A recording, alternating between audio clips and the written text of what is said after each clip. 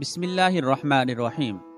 عیسائی دنیا جسے رچرڈ شیر دل کہہ کر پکارتی اور فخر کرتی تھی، اور جسے یورپی ملکوں نے اپنی افواج کی سربراہی سونپ کر فلسطین کی جنگ میں صلاح الدین ایوبی رحمۃ اللہ علیہ کے مقابلے میں لا کھڑا کیا تھا، قاصد کے چہرے پر تذبذب تھا۔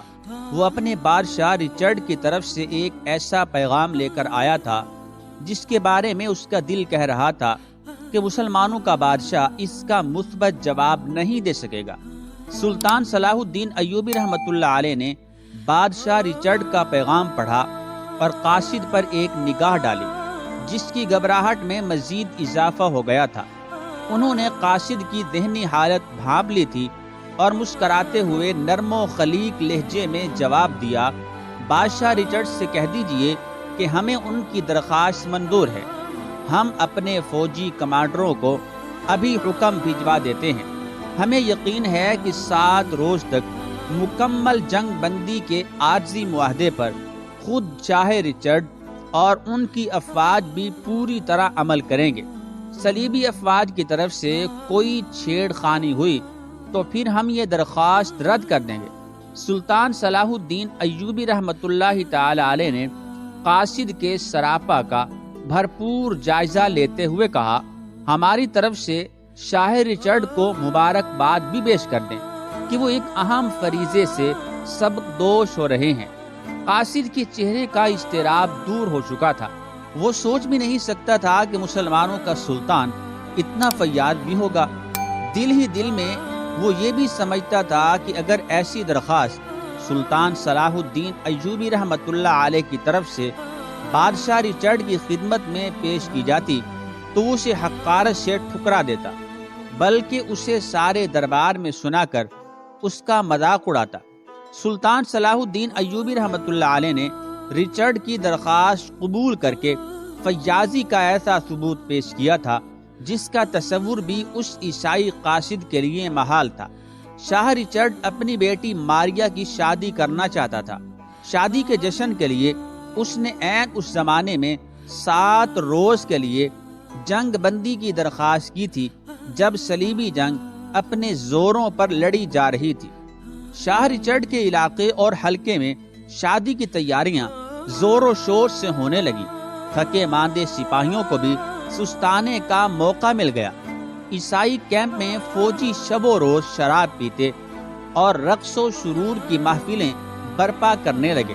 سلطان صلاح الدین ایوبی رحمۃ اللہ علیہ کے کیمپ میں سپاہی آرام کرتے اور اپنے اللہ کی عبادت میں مصروف دکھائی دیتے۔ شادی کے جشن کی تیاریوں میں مصروف شاہ رچرڈ کو ایک نئی بات سوجی اور وہ اس پر عمل کرنے کے لیے تیار ہو گیا۔ قاصد پھر سلطان صلاح الدین ایوبی رحمۃ اللہ تعالی علیہ کے دربار میں حاضر ہوا۔ اس بار اسے یقین تھا کہ سلطان صلاح الدین ایوبی رحمۃ اللہ علیہ شاہ رچرڈ کا دعوت نامہ کبھی قبول نہیں کرے گا۔ ذہین اور عاقل قاصد بڑے غور سے سلطان صلاح الدین ایوبی رحمۃ اللہ علیہ کے چہرے کے تاثرات سمجھنے کی کوشش کر رہا تھا۔ سلطان صلاح الدین ایوبی رحمۃ اللہ علیہ نے دعوت نامہ پڑھتے وقت کسی تاثر یا رد عمل کا اظہار نہیں کیا۔ سلطان نے ایک نگاہ اپنے درباریوں پر ڈالی اور پھر قاصد کی طرف دیکھا اور کہنے لگے، میں شاہ رچرڈ کا شکر گزار ہوں کہ انہوں نے مجھے اپنی مسرتوں میں شرکت کے لیے یاد رکھا۔ شاہ رچرڈ کو میرا پیغام دینا کہ میں شادی کی تقریب میں ضرور شرکت کروں گا۔ قاصد یہ جواب لے کر سلطان صلاح الدین ایوبی رحمۃ اللہ علیہ کے خیمے سے باہر نکلا تو وہ مسکرا رہا تھا۔ اس کا دل کہہ رہا تھا کہ سلطان صلاح الدین ایوبی رحمۃ اللہ علیہ نے اگرچہ شادی کے جشن میں شرکت کے لیے حامی بھر لی ہے، لیکن وہ اپنا وعدہ ایفا نہیں کرے گا۔ بھلا کون ایسا شخص ہو سکتا ہے جو دشمنوں کی کچھار میں جانے پر آمادہ ہو؟ وہ ضرور بعد میں کسی مصروفیت کا عذر پیش کر دے گا۔ شاہ رچرڈ کی بیٹی شہزادی ماریا کی شادی کا دن آ گیا۔ پورے تزک و احتشام سے عیسائی طریقے کے مطابق شہزادی کی شادی ہوئی۔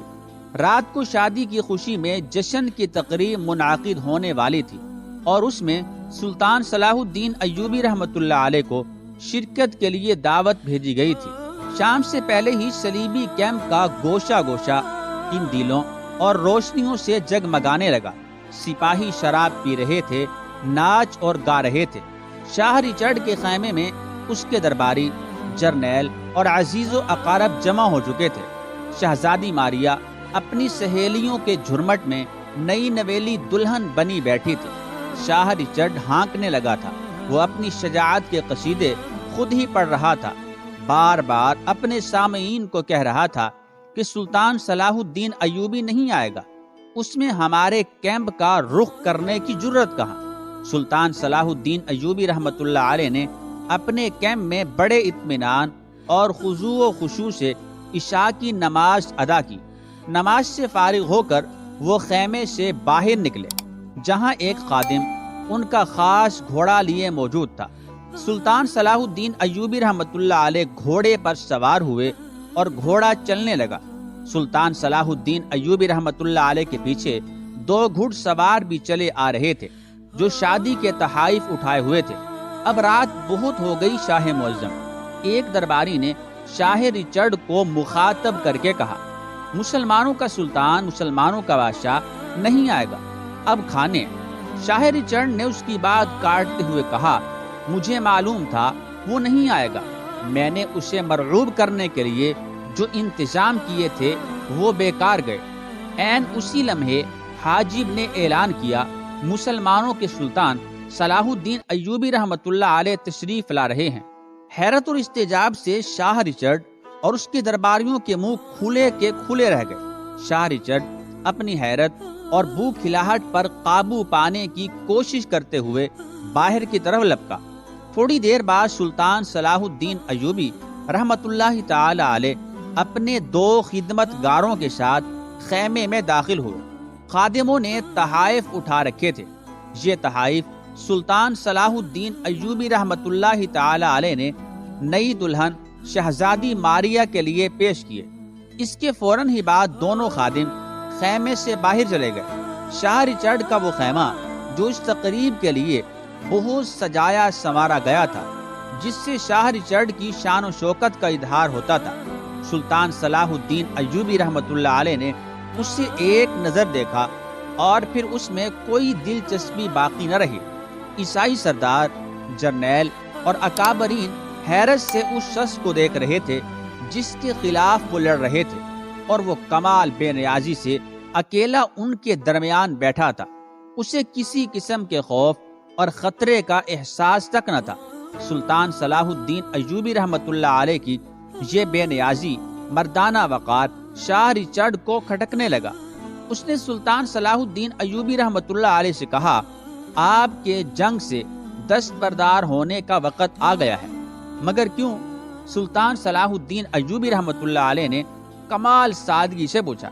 وہ اس لیے کہ یروشلم پر عیسائیوں کا حق ہے، یہ ہمارا مقدس مقام ہے۔ پھر ساری دنیا کے عیسائی یروشلم کے لیے سر دھڑ کی بازی لگائے ہوئے ہیں، اور وہ بھی اس سے دستبردار نہیں ہوں گے، اس لیے آپ جیت نہیں سکیں گے اور بلا وجہ مسلمان سپاہیوں کی موت کا باعث بنیں گے۔ سلطان صلاح الدین ایوبی رحمۃ اللہ علیہ کا چہرہ بے تاثر تھا۔ وہ کسی بات سے کوئی اثر نہیں لے رہے تھے۔ انہوں نے بڑے وقار سے جواب دیا، شاہ رچرڈ، یہ بحث بے وقت اور بیکار ہے۔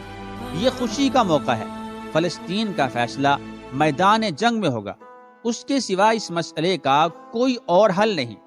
چند روز میں فیصلہ ہو جائے گا، کون جیتتا ہے اور کون ہارتا ہے۔ سلطان صلاح الدین ایوبی رحمۃ اللہ علیہ کے اس مسکت جواب نے شاہ رچرڈ کو یہ موضوع بدل لینے پر مجبور کر دیا۔ وہ دیکھ رہا تھا کہ اس کے درباری اور اس کے جرنیل سلطان صلاح الدین ایوبی رحمۃ اللہ تعالی علیہ کی سنجیدگی اور بے خوفی سے متاثر ہوتے چلے جا رہے ہیں۔ اب شاہ رچرڈ نے اپنا خفیہ ہتھیار استعمال کرنے کا فیصلہ کیا۔ اس نے بعد ماہی سپاہیوں کو خاص جنگی کرتب دکھانے کے لیے تیار کیا تھا۔ اس کے اشارے پر وہ سپاہی آ گئے۔